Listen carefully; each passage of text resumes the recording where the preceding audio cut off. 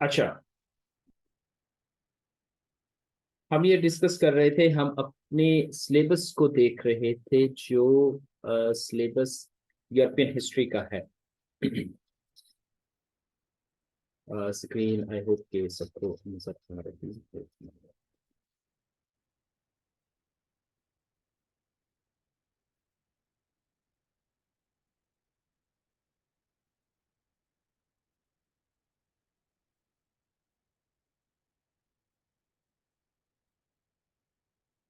Screen सबको नजर आ रही है।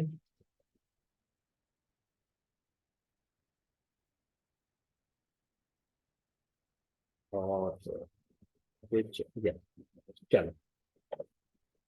अच्छा, अब जरा इस सिलेबस को भी एक नजर अगर हम देखें ओवरऑल, तो ये सिलेबस भी एग्जामिनर ने डिवाइड किया हुआ है और वो इसी तरह ही क्वेश्चन देता है डिवाइड करके। यानी 50 मार्क्स का जो पेपर है वो अलग से देता है और 50 मार्क्स का पेपर भी डिवाइड करता है।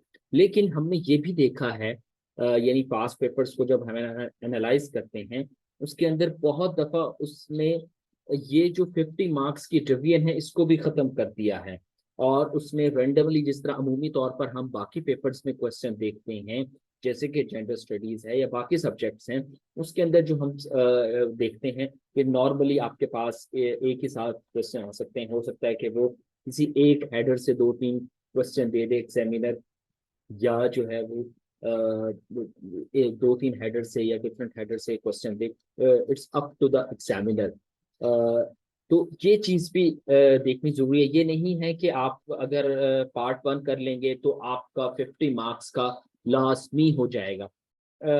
इट्स नॉट दैट, समटाइम्स उसने ये चेंज भी, पेपर पैटर्न चेंज भी किया हुआ है। सो आपको इस चीज का भी आइडिया होना चाहिए। ठीक है।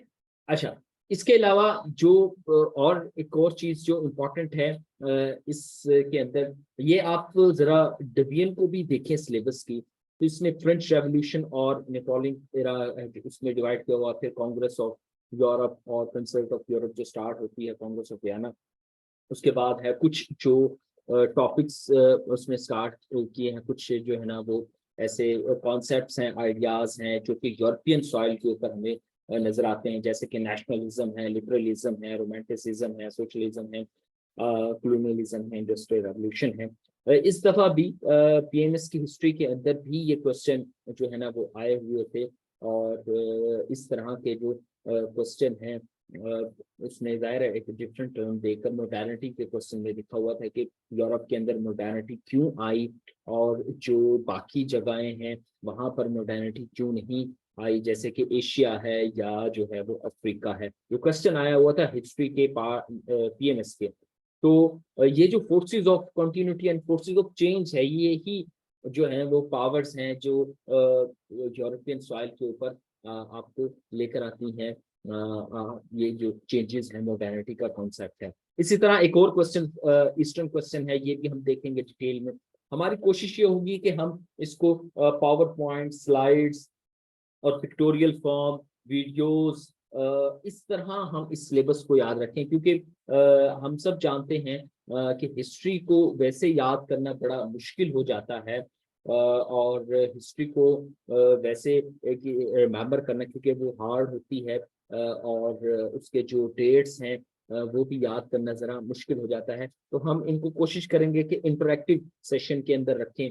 इसीलिए मेरी कोशिश होगी ये इस सेशन के अंदर कि आपके साथ मैक्सिमम जितने आप क्वेश्चन कर सकते हैं, जितने आप मैक्सिमम जो है ना वो इंटरेक्शन से जितने आप जो है वो सवालात उठा सकते हैं, उतने ज्यादा बेहतर होगा किसी भी चीज को अंडरस्टैंड करने के लिए, किसी भी कॉन्सेप्ट को अंडरस्टैंड करने के लिए।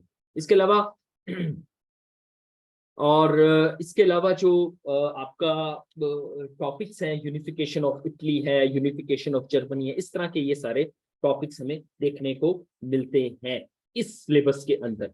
ठीक है। और बाकी जो है हम इसको कनेक्ट करें तो फिर यूनिफिकेशन ऑफ जर्मनी और इटली के बाद किस तरह वर्ल्ड वॉर वन हुई, उसके बाद यूरोपियन सॉइल के ऊपर क्या हुआ, इसी तरह वर्ल्ड वॉर टू हुई, उसके बाद क्या होता रहा दुनिया के अंदर, कोल्ड वॉर स्टार्ट हुई, पोस्ट कोल्ड वॉर का इरा, और यूरोपियन जो आपका 2012 तक ये हिस्ट्री को देखता है कि उससे पहले तक यूरोप में क्या होता रहा, फिर यूरोपीय यूनियन बनती है और वो सारे जो भी वर्कआउट है।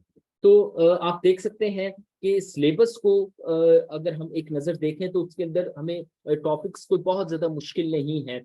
फ्रेंच रेवोल्यूशन से, और फिर फ्रेंच रेवोल्यूशन को कंटेन करने के लिए कांग्रेस ऑफ वियना बनाई गई।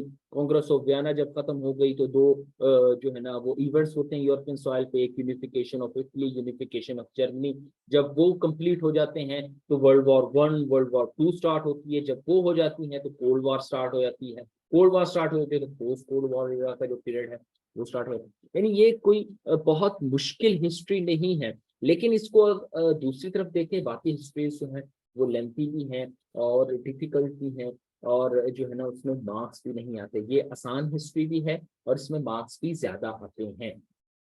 इसके अलावा जो दूसरी बात है वो ये है कि हमारा जो ये सेशन है, जैसे कि मैंने पहले भी बताया था कि हम कोशिश करेंगे कि इसको स्लाइड्स के ऊपर रखें, इसको जो है ना वो वीडियो या ट्यूटोरियल फॉर्म में रखें। ठीक है, यानी हमारी कोशिश यही होगी इस सेशन के थ्रू। अच्छा, इसके अलावा जो इस सेशन के बारे में मैं चीज़ें आपको बताना चाहता हूँ वो ये है कि इस सेशन के अंदर जो एंड में हम बुक्स देखेंगे, वो आपको मैं अभी भी कुछ बुक्स बता देता हूँ जो कि बहुत इम्पोर्टेंट हैं इसके अंदर। लेकिन जो इम्पोर्टेंट चीज़ है वो ये है कि आपने सारी बुक नहीं पढ़नी, आपने उसके स्पेसिफिक टॉपिक्स को देखना होता है। आपने उसके स्पेसिफिक जो चैप्टर्स हैं उनको समझना होता है, और वो उनके नोट्स जो हैं वो बनाने होते हैं, और फिर हमने इसको ओवरऑल सिलेबस को कवर करना होता है। अच्छा, इसके अलावा इस सेशन के अंदर हम जो बहुत ज़्यादा ज़रूरी है सीएसएस के अंदर, जो हम भी करते रहे और आपको भी हम यही एडवाइस करेंगे कि आप लोग इसके टेस्ट लाजमी दें। यानी इसके इसलिए मैंने जो है ना वो 2 फ्री मॉक टेस्ट रखे हुए हैं फुल सिलेबस के, और वो इसी उसमें रखे हैं कि आप इसको इस सेशन के अंदर जब आप पढ़ लें इस सारे सिलेबस को, तो आप लाजमी उसको एक दफ़ा लिख लें। रिटन फॉर्म में जब आएंगे, जब आपकी राइटिंग प्रैक्टिस होगी, जब आपके हाथ से कोई चीज गुजर के जाएगी, तो आपको वो ज्यादा बेहतर तौर पर मेमोराइज होगी। ठीक है, ये तो इस सेशन के हवाले से बात हो गई। आज हम एक छोटा सा टॉपिक थोड़ा सा देख लेते हैं इसी डेमो लेक्चर के अंदर, ताकि हम जो है इसको फिर नेक्स्ट जो लेक्चर है हमारा उसके अंदर हम इसको फॉर्मली स्टार्ट कर सकें। वो लेक्चर जाहिर है थोड़ा सा लेंथी हुआ करेंगे, मोर देन 1 आवर के भी हो सकते हैं, क्योंकि हमने हिस्ट्री को स्टोरी की फॉर्म में बिल्ड करके पढ़ना है। इसको हमने टॉपिक वाइज नहीं पढ़ना, ना हमने इसको पास पेपर के एंगल से पढ़ना है, यानी कि नहीं पास पेपर के क्वेश्चन उठा उठा के पढ़ना है, बल्कि हमने इसको जिस तरह सिलेबस गिवन है और उसको हमने फिर कनेक्ट करना है। ठीक है।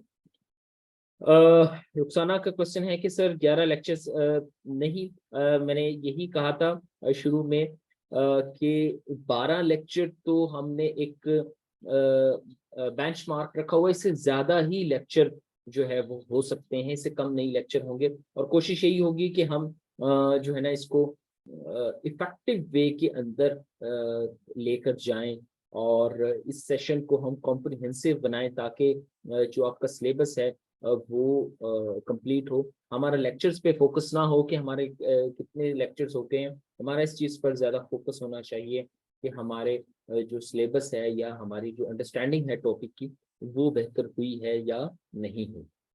अच्छा, बैक टू द टॉपिक। आज हम थोड़ा सा इसको देख लेते हैं। अगर किसी का इस सेशन के हवाले से कोई क्वेश्चन है तो वो आप पूछ लें। आज थोड़ा सा हम टॉपिक को देखते हैं कि बड़ा एक टॉपिक इम्पॉर्टेंट है इस यूरोपियन हिस्ट्री के अंदर, तो उसको एक नज़र देख लेते हैं। फिर हम जो है ना ऑन पर जाएंगे। इसके अंदर हम कोशिश करनी है हमने कि एक यूट्यूब चैनल जो है, डिफरेंट चैनल्स हैं जो कि इन लेक्चर्स के लिए इम्पोर्टेंट हैं, उनको भी हम एक्सप्लोर करेंगे ताकि जो है ना आपको वो पिक्टोरियल फॉर्म के अंदर भी हिस्ट्री याद रह सके। अच्छा, मुझे क्वेश्चन जो है ना वो आप मुझे क्वेश्चन नहीं आ रहे, मुझे क्वेश्चन चाहिए आपका इस सेशन के हवाले से कि आप जो है वो इस सेशन के हवाले से जो क्वेश्चन आपके माइंड में है वो कर लें ताकि जो है ना फिर आप इसके ऊपर फाइनल डिसीजन ले सकें कि either you are going to join this session और नॉट।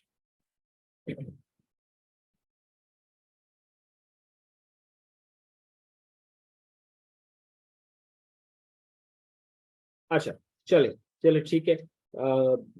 हम इसको जो है ना टॉपिक को हम जरा देखते हैं एक नज़र, और वो बड़ा इम्पोर्टेंट है।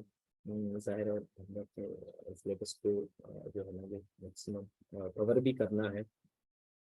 अच्छा, बात ये है कि ये जो यूरोपियन सॉइल है, ये कोई मॉडर्न यूरोपियन हिस्ट्री जब हम पढ़ते हैं तो ये कोई अचानक से यहाँ पर लोग जो है वो हमें नजर नहीं आते कि ये अचानक से लोग समझदार इतने हो गए हैं कि रेवोल्यूशन लाना स्टार्ट हो गए हैं, जैसे कि फ्रेंच रेवोल्यूशन है वो आना स्टार्ट हुई है। वैसे मजे की बात यह है कि फ्रेंच रेवोल्यूशन बाद में आई है, अमेरिकन रेवोल्यूशन पहले आई है, और लेकिन हम फ्रेंच रेवोल्यूशन को बहुत ज़्यादा एम्फसाइज करते हैं। कोई आप में से बता सकता है इसकी क्या रीज़न हो सकती है कि जो रेवोल्यूशन बाद में आई है उसको हम ज़्यादा एम्फसाइज करते हैं, अमेरिकन रेवोल्यूशन पहले आई है उसको हम कम एम्फसाइज करते हैं?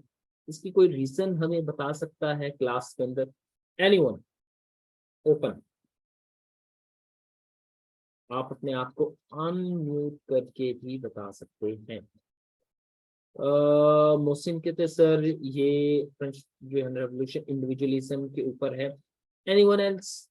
और कोई एनीथिंग, कुछ भी ज़हन में आता है आपका कि यार क्या रीजन हो सकती है? कोई भी रीजन आप दे सकते हैं। आप अपना माइक अनम्यूट करके भी बता सकते हैं, आप जो है वो डाउन भी कर सकते हैं क्वेश्चन को। इस सेशन को इस जो हमारा ये यूरोपियन हिस्ट्री का सेशन है इसके अंदर ये जो है ना कोशिश करें आप, बल्कि मैं कोशिश यही करूंगा कि आपको टास्क दूं क्वेश्चंस का एटलीस्ट। आपको बेशक कोई और टास्क ना हो, आपको सिर्फ यही टास्क हो कि आपने क्वेश्चन करना है, यही काफ़ी होगा आपकी लर्निंग के लिए, क्योंकि ये चीज़ ऑब्जर्व की गई है कि जो है वो क्वेश्चन जब कम हो तो आपकी लर्निंग भी उतनी ही कम होती है। सो आप जो है ना वो क्वेश्चंस करें, एनीथिंग जो आपके माइंड में आता है। क्या वजह हो सकती है कि फ्रेंच रेवोल्यूशन जो है वो ज्यादा इम्पोर्टेंट है एज कंपेयर टू, या ज्यादा पॉपुलर है as compared to American revolution, हता कि अमेरिकन रेवोल्यूशन जो है वो आपकी पहले ही आती है और आपकी फ्रेंच रेवोल्यूशन बाद में आती है। और किसी के जहन में कोई रीजन हो? मोहसिन का कहना है कि इंडिविजुअलिज्म जो है उसकी वो बेस थी यहाँ पर फ्रेंच रेवोल्यूशन ब्रॉडर सिनेरियो में थी, यानी कि उसका जो एम्बेट था वो ज्यादा था as compared to American revolution. और कोई, और कोई जहन में कोई आता है? बाकी भी लोग बैठे हैं जो वो पार्टिसिपेंट हैं, वो भी लिख सकते हैं। कोई भी बात जहन में आती है लेकिन आप लिखें ज़रूर, आप जो है वो इसमें पार्टिसिपेट ज़रूर करें ताकि आपको समझ आए। ये पैसिव पार्टिसिपेंट बनकर आपको चीज़ों की कम समझ आएगी, कम अंडरस्टैंडिंग होगी, और जो है ना वो फिर ज़्यादा मुश्किल होता है चीज़ों को रिकॉल करना, रिमेम्बर करना, जब आप पैसिव बनकर इसको देखते हैं। अच्छा, चले इसमें जो सर इसमें लिबर्टी, सुहेब अहमद का कहना है सर इसमें लिबर्टी, जस्टिस एंड इक्वालिटी को एम्फसाइज किया गया। बोथ रेवोल्यूशंस के अंदर। लेकिन हमारा क्वेश्चन है कि फ्रेंच रेवोल्यूशन जो कि बाद में आई है वो क्यों ज्यादा पॉपुलर है, इम्पोर्टेंट है as compare to American revolution. हमारा क्वेश्चन ये है। अच्छा चले, इसमें जो सबसे इम्पॉर्टेंट है, रुखसाना का कहना है कि यूरोप का एरिया बहुत बड़ा है तो उसके जो इफेक्ट्स होंगे वो ज्यादा होंगे। अच्छा चलें, आपने पार्टिसिपेट किया, थैंक यू सो मच। इसमें जो सबसे इम्पॉर्टेंट चीज है वो ये है कि ये जो फ्रांस की रेवोल्यूशन है इसके पीछे एक continuous different types of concepts, ideas, ideologies, movements वो चल रही थी। जैसे कि रिनाउंसेंस वो है, इसी तरह रोमांटिसिज्म, इसी तरह जो है वो साइंटिफिक रेवोल्यूशंस वगैरह, इसी तरह जो ये जो मोहसिन ने इंडिविजुअलिज्म की बात की, ये खैर अगर हम ह्यूमनिज्म की जो वेव है उसी के अंदर इसको रखें तो बेहतर होगा। ह्यूमनिज्म की वेव, ये जो आर्ट्स लिटरेचर का वो है, ये जो हम फ्रेंच रेवोल्यूशन के अंदर अक्सर काजेस के अंदर हम देखते हैं इनलाइटनमेंट पीरियड एग्जैक्टली कि उसके अंदर हम अक्सर देखते हैं द रोल ऑफ फिलोसफर्स। ये जो लिटरेचर, पेंटिंग, आर्ट्स, इंफ्रास्ट्रक्चर का रोल है ये हमें एब्सेंट, हमें नजर नहीं आता अमेरिकन रेवोल्यूशन में। ये तो इनको समझ आई अमेरिकन को सिविल वॉर के बाद, ओ यार हमारी एक रेवोल्यूशन आई थी जिसकी वजह से ये अमेरिका बना, ओ यार इसका कोई लिटरेचर भी बना लो यार, कोई लिख लो इसके ऊपर। आप लोग चली जा रहे हैं ऐसे 100 साल गुजार दिए आपने, तो तब जाके उन्होंने कहा जी अब हम इसके ऊपर कुछ लिखते हैं। बट इन फ्रेंच रेवोल्यूशन उसके अंदर तो ये कॉज थी लिटरेचर, उसके अंदर तो जॉन लोकी जैसे लोग जो हैं, मोंटेस्क्यू जैसे लोग हैं, वोल्टायर जैसे लोग जो हैं, रूसो जैसे लोग हैं, थॉमस हॉब्स जैसे लोग हैं, या अगर इनको आप जो है ना वो डायरेक्ट काउंट ना करें, इससे पहले आप रेनेसांस के पीरियड के अंदर जाएं, उसके अंदर जो रेने डिकार्ड के कॉन्सेप्ट्स हैं वो कोई कॉन्सेप्ट जिसने आपकी जो है वो मॉडर्न इंपीरियलिज्म की बेस रखी है, मॉडर्न जो आपका साइंसी जो आपकी साइंस है उसका जो फिलॉसफी है उसकी जो मॉडर्न रखे, वो लोग कोपरनिकस, गैलीलियो, यानी ये सारे वो लोग हैं, बेकन वगैरह, बर्कले वगैरह, इनके आप आइडियाज को जरा देखें। यानी बर्कले ये कहता है कि जो चीज परसीव हो सकती है वही चीज एग्जिस्ट करती है। यानी कि पहले तो आप डिवाइन राइट्स के ऊपर बात करते थे, डिवाइन कॉन्सेप्ट था पहले तो, और पहले वो चीजें थी जिसके अंदर आप एक अनदेखी चीजों के ऊपर भी यकीन किया करते थे। लेकिन इन्होंने कहा कि टू बी परसीव्ड, किसी के होने के लिए उसका परसीव होना जरूरी है। परसीव का मतलब यह है कि उसको हम अपनी जो हमारी सेंसेस हैं, 5 सेंसेस, उसके थ्रू हम उनको देख सकें, उसको टच कर सकें, उसको महसूस कर सकें, उसको फील कर सकें, तभी वो चीज एग्जिस्ट करती है। इसके अलावा कोई चीज एग्जिस्ट नहीं करती। इस पॉइंट ने, और इसी तरह रेने डिकार्ड का जो डिकंस्ट्रक्शन का फार्मूला है उसने बेस रखी आपकी साइंस की, आपके आइडियाज की, आपके इंडिविजुअलिज्म की, आपके नॉनसेंस की, आपके इनलाइटनमेंट की, और इन आइडियाज ने जो डिवाइन सेंट्रिक कॉन्सेप्ट था उससे निकालकर ह्यूमन सेंट्रिक कॉन्सेप्ट कर दिया, और उसका जो इम्पैक्ट हमें पॉलिटिक्स में नजर आता है दैट इज फ्रेंच रेवोल्यूशन। ये सिंपल सी कहानी है। इसमें लियोनार्डो वेंची जो है, लियोनार्डो डी वेंची जो है उसका बहुत रोल है। मिकेलेंगो है, एक बहुत बड़े पेंटर थे, विंची से भी बड़े पेंटर थे, और उनका बहुत ज्यादा रोल है। इटालियन जो इटसेल्फ है, सिटी स्टेट का कॉन्सेप्ट है, वहां पर बहुत ज्यादा इसके अंदर कॉन्सेप्ट है। इसके अंदर प्रिंटिंग प्रेस की जो इजाद है वो बहुत रोल प्ले करती है। इसके अंदर जो मुस्लिम की साइंटिफिक डेवलपमेंट्स थी जितनी भी, उनकी ट्रांसलेशन का बहुत बड़ा रोल है इस सारे मार्क के अंदर। तब ये जाकर एक एनलाइटमेंट का पीरियड स्टार्ट होता है, रिनासेंस आती है, उसके अंदर किस तरह जो है ना वो आहिस्ता आहिस्ता लोगों के आइडियाज चेंज होना स्टार्ट होते हैं, क्वेश्चन करना स्टार्ट कर देते हैं कि यार ये जो गवर्नमेंट हमसे टैक्स लेती है ये क्यों लेती है, इसका क्या कॉन्सेप्ट है। इसी के अंदर फिर थॉमस हॉब्स वगैरह, रोसो वगैरह उठकर आते हैं। वो कहते हैं कि ये गवर्नमेंट इसलिए बनाई गई थी, या ये जो हमारे ऊपर रूल करते हैं उसका मकसद ये होता है कि आप अपनी सिक्योरिटी, अपनी जो लॉ एंड ऑर्डर की सिचुएशन है, अपनी जो सर्वाइवल है, अपनी सेफ्टी है, वो हैंड ओवर कर देते हैं इनके ऊपर। वो आपका इन चीजों का ख्याल करते हैं, बदले में वो आपसे टैक्सेस लेते हैं। यानी इस तरह की जो है ना वो सीरीज पेश की गई। फिर ये सवाल किया गया कि यार ये तो सिक्योरिटी तो दे नहीं रहे, सेफ्टी तो दे नहीं रहे, और ये हमसे टैक्सेस भी ले रहे हैं। सो वैसे तो ये अमेरिकन रेवोल्यूशन के अंदर था कि नो टैक्सेशन विदाउट रिप्रेजेंटेशन, लेकिन ये कॉन्सेप्ट हमें यहाँ भी नजर आता है हमारे फ्रेंच रेवोल्यूशन के अंदर भी, कि नो टैक्सेशन विदाउट रिप्रेजेंटेशन। कि जब हम फ्रेंच रेवोल्यूशन की तरफ जाते हैं तो उसके अंदर जो इवेंट्स अकर हो रहे हैं उनके अंदर ये वाला कॉन्सेप्ट भी बहुत ज्यादा होता है। जब जो फ्रेंच किंग होता है लुई द 16, तो किस तरह टैक्स के ऊपर टैक्स लगाता है, और उस टैक्सेशन की वजह से फिर जो आपकी लास्ट जो है ना वो चली जाती है, वो उन्हीं के ऊपर है। यानी आप कह सकते हैं कि ये जो फ्रेंच रेवोल्यूशन है ये कोई आइसोलेटेड आइडिया नहीं है। ये कोई अचानक से लोगों के जहन में नहीं आया कि आज हम उठें और हथौड़ी लेके शुरू हो जाएं, जी आज तो हम जो है ना किंग को बाहर निकाल के फेंक देंगे। ये ऐसा नहीं था, ऐसा बिल्कुल भी नहीं था।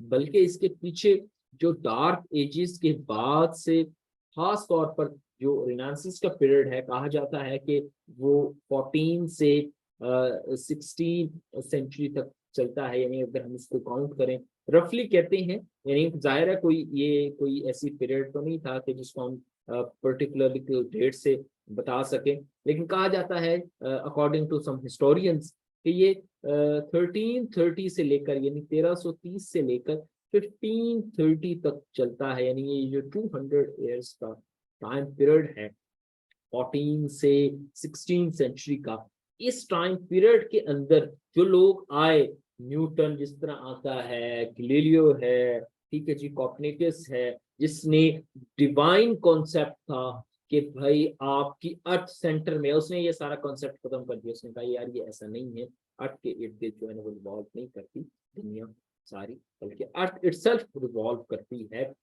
और बाकी जो प्लैनेट्स हैं वो खास वे से जो आज हमारा मॉडर्न सोलर सिस्टम है उसमें वो बना है। तो रेने डिकार्ट ने कहा कि मैं हर चीज को क्वेश्चन करता जाऊंगा, यहाँ तक कि मैं सेल्फ एग्जिस्टेंस पे भी क्वेश्चन करूंगा।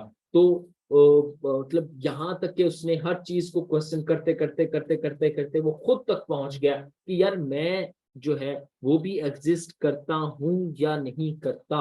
यानी ये जो कॉन्सेप्ट थे ये बेसिक एसेंस रखते हैं आपकी इंडस्ट्रियल रेवोल्यूशन, साइंटिफिक रेवोल्यूशन है जिसने इंडस्ट्रियल रेवोल्यूशन की, और यही आइडियाज अगर पॉलिटिक्स में आ जाए तो ये रेवोल्यूशन की बुनियाद बनती है। सो हाँ, कहने की बात ये है कि आपका जितना भी जो ये रेवोल्यूशन के आइडियाज हैं, ये कोई एक तो साल के अंदर नहीं बने, बल्कि इसके अंदर एक पूरी तहरीक थी, इसके अंदर सोशल मूवमेंट्स थी। फिर हम इसको बाद में डिटेल में देखेंगे कि रिनाइंसेंस का जो स्ट्रक्चर था क्या वो नीचे तक भी था, यानी कि आम लोगों तक भी था।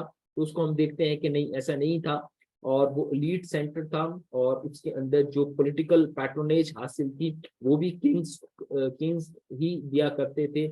और ये जो कॉलोनियलिज्म, मर्केंटलिज्म का दौर है जिसके अंदर इटली, पोर्चुगल, स्पेन, फिर ब्रिटिश, फिर फ्रांस, ये जो लोग निकलते हैं न्यू लैंड की चक्कर के अंदर, ये फिर साउथ अमेरिका आते हैं, ये जो जहाँ पर ब्राजील है। इसी तरह फिर आप जानते हैं कि जो है ना अमेरिका डिस्कवर होता है इसी इसी दौरान ही है। ये वही पीरियड है 1492, यानी कि आपकी नियरली 15 सेंचुरी एंड हो रही है। तो उसी टाइम पीरियड के अंदर ही आपका न्यू लैंड्स डिस्कवर हो गए हैं, ये मर्केंटलिज्म के थीरीज आ रही हैं, स्लेव ट्रेड हुई है उसी दौरान, और उसी दौरान ये सारा कॉन्सेप्ट हुआ है। इसी दौरान आप देखें कि किस तरह इन्होंने ईस्ट को भी रीच करने की कोशिश की है, जो आज हमारा सब कॉन्टिनेंट है। इसके अंदर हम देखते हैं कि जहांगीर के पास जो है वो ये आए थे और वहां से इन्होंने ट्रेड स्टार्ट की। ब्रिटिश, उससे पहले पोर्चुगल और जो है ना वो स्पेनिश और फ्रेंच जो है ना वो ऑलरेडी वहां पर गोवा वगैरह और कलकत्ता की पोर्ट्स के ऊपर एग्जिस्ट करते थे, वहां पर उन्होंने पहले से वो पहुंचे हुए थे। यानी ये जो एकदम से वो यूरोप से निकले हैं, इसकी बेस क्या थी? इसकी बेस जो है वो इनलाइटमेंट का पीरियड है, रेनेसांस का पीरियड है। ये जो रेनेसांस का पीरियड है, इसने बेस रखी आपकी तमाम साइंसी इनोवेशन डिस्कवरीज की, माइंड में क्वेश्चनिंग की, गॉड को क्वेश्चन करना स्टार्ट कर दिया कि यार ये एग्जिस्ट करता है या नहीं करता, ठीक है। और ये जो क्वेश्चन है, ये जो है ना, इसने मैन सेंट्रिक अप्रोच को लिया। इसी के अंदर फिर ह्यूमैनिज्म भी आ गई। ह्यूमैनिज्म जो है उसका कॉन्सेप्ट भी आ गया। ह्यूमैनिज्म का कॉन्सेप्ट ये था कि आप जो है वो मैन सेंट्रिक होकर चीजों को देखा करें।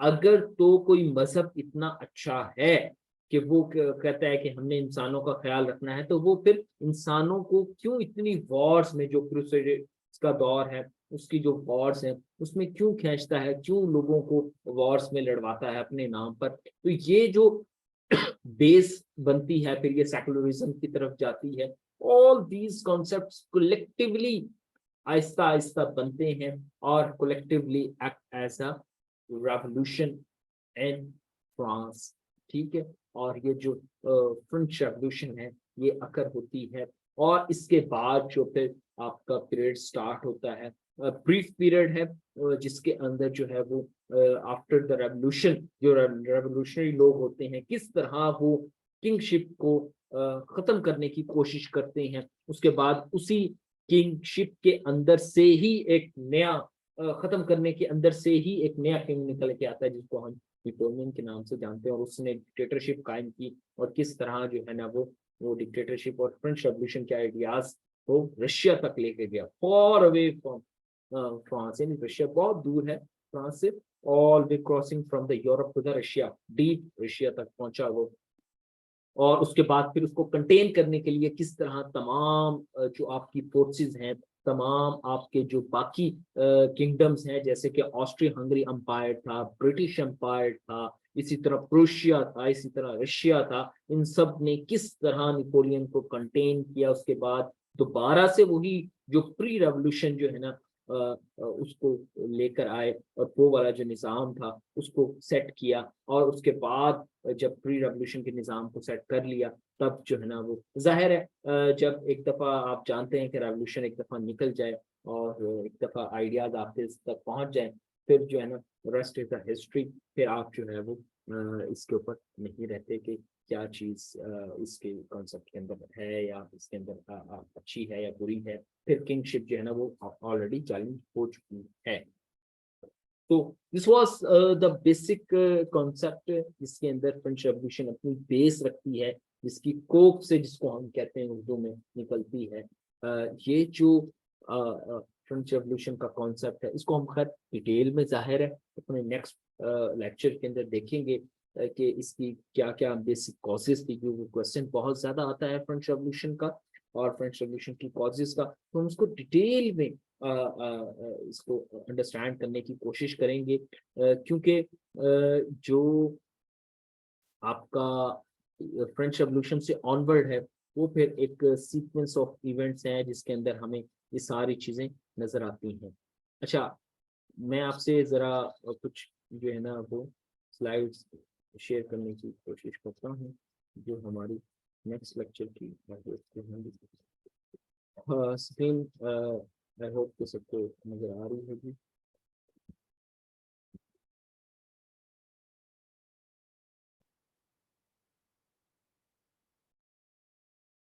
यानी इसके अंदर हम कोशिश करेंगे, ये मैप था 1789 के अंदर, और इसके अंदर किस तरह जो है ना वो फ्रेंच रेवोल्यूशन के बाद डिवीजन हुई, किस तरह नेपोलियन टाइम के अंदर जो है ना वो सारा इरा था, थ्री स्टेट्स का कॉन्सेप्ट वहां पर क्या था, ठीक है। और ये डिवाइन राइट्स किंग के हैं, इकोनॉमिक कंडीशन कैसी रही थी, और बैंक्रप्सी की तरफ कैसे गया आपका फ्रांस, और ये भी एक बहुत बड़ी रीजन है, इकोनॉमिक रीजन। और वैसे तो मार्क्स तो कहता है कि ये सबसे बड़ी रीजन यही हुआ करती है किसी भी रेवोल्यूशन के अंदर, कि इकोनॉमिक जो है वो आपका जो है वो कॉज बने, इकोनॉमिक जो रिग्रेशंस हैं वो हो रहे हैं, तब आपकी जो है, तो इसमें long term short term different causes आती हैं। ठीक है, यानी ये सारी चीजें हम जो है वो फिर ये सीक्वेंस ऑफ फिर इवेंट्स है कि किस तरह जो है वो इवेंट्स हुए और ये सारा वर्क हुआ। सो हम अपने जो फर्स्ट जो हमारा लेक्चर है उसके अंदर हमने हल्का सा समझने की कोशिश की है कि फ्रेंच जो रेवोल्यूशन है उसकी बेस क्या थी, उसको भी हम कल थोड़ा सा और डिटेल में समझेंगे। इसके अलावा जो है वो मतलब फ्रेंच रेवोल्यूशन के कॉन्सेप्ट के अलावा फिर हम नेक्स्ट इसमें कोशिश करेंगे कि फ्रेंच रेवोल्यूशन के सारे प्रोसेस को कंप्लीट करके हम नेपोलियन एरा तक इसको कंप्लीट कर लें। लेकिन जाहिर है ये एक डिटेल है क्योंकि यहाँ से ही आपका असल सिलेबस स्टार्ट होता है। और असल सिलेबस का मतलब ये है कि आपका जो क्वेश्चंस हैं अमूमी तौर पर इस तरह आते हैं, लेकिन क्योंकि एग्जामिनर जो है वो इसमें डिफरेंट अपनी आप पास पेपर्स देखें तो डिफरेंट टाइप्स के क्वेश्चन अदर देन जो हमें हार्डकोर सिलेबस में नजर नहीं आते वो भी उसने दिए हुए हैं। तो हमें इसलिए थोड़ा सा बेस बनाकर फ्रेंच रेवोल्यूशन को लेके चलना पड़ेगा। ठीक है, तो आई होप के जो है ना आज का जो लेक्चर थोड़ा बहुत है, ज्यादा नहीं था, ये आपको थोड़ा सा समझ आया होगा, इसकी अंडरस्टैंडिंग आपकी बिल्डअप हुई होगी। इसको फॉर्मली जो है ना हम कल से प्रॉपर स्टार्ट करेंगे। और जो स्टूडेंट्स विलिंग हैं वो अपने आप को जो है ना वो रजिस्टर करवा लें, और रजिस्ट्रेशन के बाद फिर उन्हीं लोगों को ग्रुप के अंदर रखा जाएगा। बाकी जो है वो बेशक लीव कर सकते हैं, वरना अदरवाइज उनको रिमूव कर दिया जाएगा। और जो सिंसियर हैं या सीरियस स्टूडेंट्स हैं, सिर्फ उन्हीं को अलाउ होगा कि वो आप जो है वो ये रिकॉर्डिंग्स वगैरह या ये जो हम पढ़ते रहेंगे स्लाइड्स वगैरह, ये सारी चीजें जो है ना उनसे शेयर होती रहेगी। ठीक है, क्लासेस फ्री नहीं है, क्लासेस फर्स्ट क्लास फ्री थी, ये डेमो, उसके बाद जो रजिस्ट्रेशन है प्रॉपर और जो इसके ड्यूज हैं वो आप पे करेंगे। उसके बाद जो है ना वो फिर आप ग्रुप के अंदर अलाउ होंगे, जिसके अंदर ये फिर हम फर्दर क्लासेस के लिंक भी और जो भी हमारा डाटा होगा और जो भी हमारे मॉक्स हुआ करेंगे या असाइनमेंट्स होगी या जितना भी मटेरियल्स होगा वो फिर उस ग्रुप में शेयर हुआ करेगा। ये है। सो एनी क्वेश्चन, कोई क्वेश्चन है तो आप पूछ सकते हैं इस सेशन के हवाले से या इस सब्जेक्ट के हवाले से, या जनरल कोई क्वेश्चन है तो वो आप पूछ सकते हैं।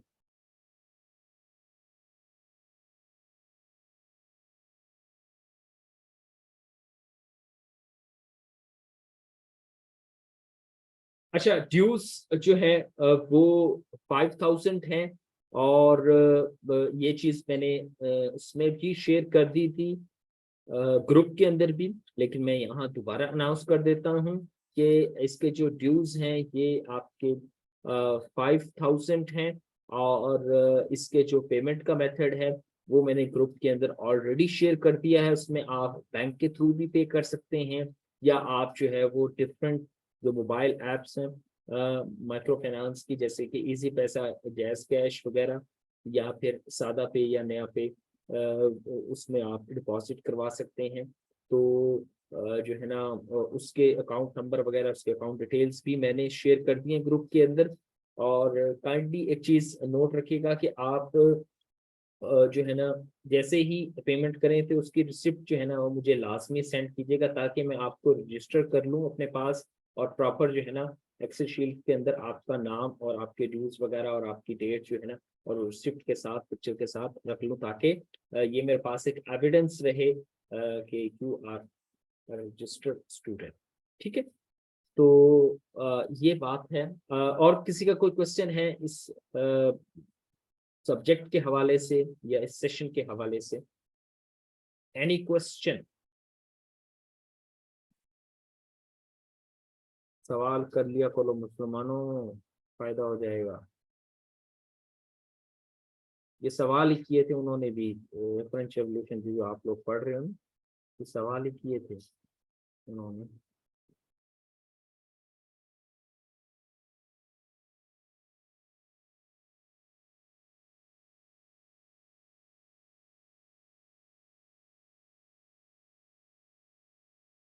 आज काफी है।